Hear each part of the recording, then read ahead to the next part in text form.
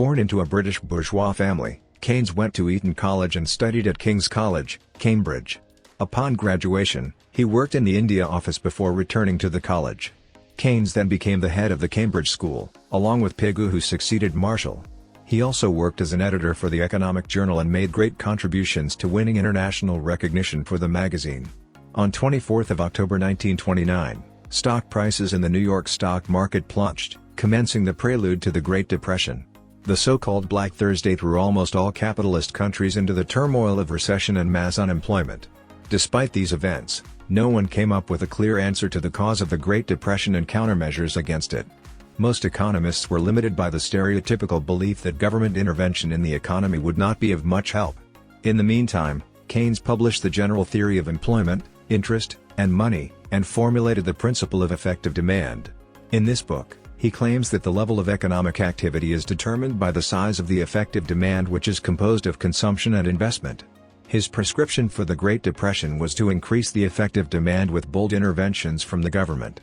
Keynes used an interesting analogy to explain the theory of effective demand and the need for government spending. Keynes came up with the theory of multiplier, which states that economics is cyclical, so an initial change in expenditure can have a much greater final impact on the whole economy after it goes around the cycle again and again. He says that cutting wages in times of economic difficulty is the worst policy. Back then, the classical school of economics believed in the principles of Say and thought that the economy was always in full employment. Unlike Say, Keynes argues that full employment should be realized by policy, as it is not automatically achieved. During times of recession, large government spending through public projects is a good economic policy, as it kills two birds with one stone. It not only stimulates the economy but also reduces unemployment in the short term. Keynes also argued that a human physiological factor and not mathematical projection is the real driving force behind an economy. This refers to the irrational nature in humans. The concept was first used by Keynes. Animal Spirits presents a new perspective on the instability inherent to capitalism. Keynes is also well known for comparing stock investment to voting in beauty contests.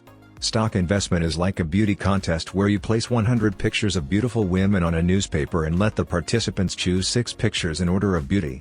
And then you reward the participant who picks the ones that are most popular according to the average preference of all the participants. This case, the participants won't choose the most beautiful women based on their own preference. Instead, they will choose the faces based on what they think are most preferred by the other participants.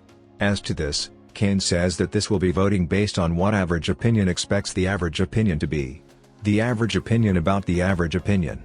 Keynes pioneered the creation of a new field of economics called macroeconomics. If microeconomics studies the behavior of individual economic players, then macroeconomics analyzes the entire economy of a country that results from the interactions among its economic players. Keynes' theory also served as the theoretical basis for the New Deal, led by President Franklin Roosevelt.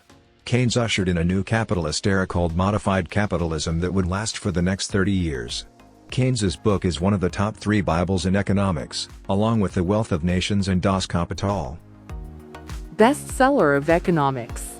Principles of Economics Graphic Edition.